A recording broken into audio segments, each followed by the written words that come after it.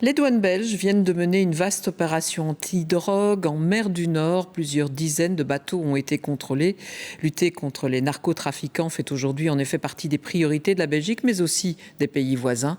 On va embarquer tout de suite sur un patrouilleur avec Guillaume Dujardin et Stéphanie Lepage.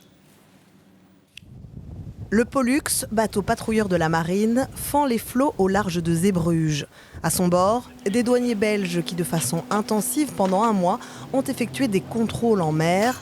C'est à l'aide de petites embarcations que les agents accostent et montent à bord de certains bateaux jugés suspects. L'opération va se concentrer contre la contrebande maritime de stupéfiants.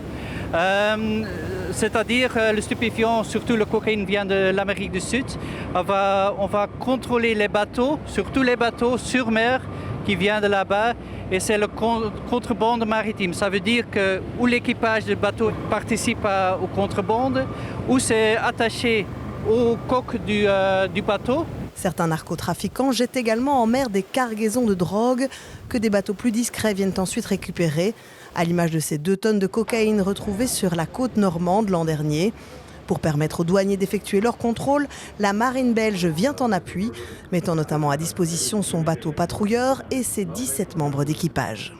Une de nos tâches est de supporter justement la douane, la police ou les services d'inspection de pêche. Et on est assez habitué à travailler toutes les semaines ou toutes les 2 semaines avec eux.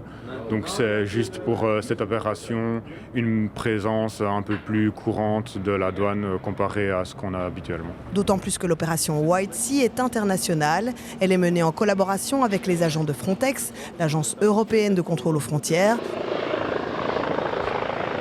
mais aussi avec les douanes anglaises et françaises. Les Français qui ont assuré un appui aérien dans la zone, repérant les navires grâce à leurs caméras thermiques.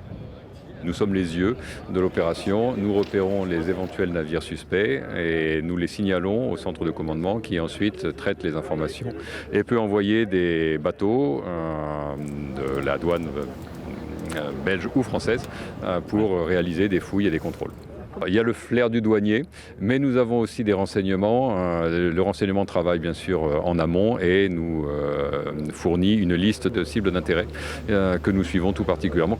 Au cours de l'opération, près d'1 tonne de cocaïne et 5 tonnes de cannabis ont été saisies. 4 personnes ont été arrêtées.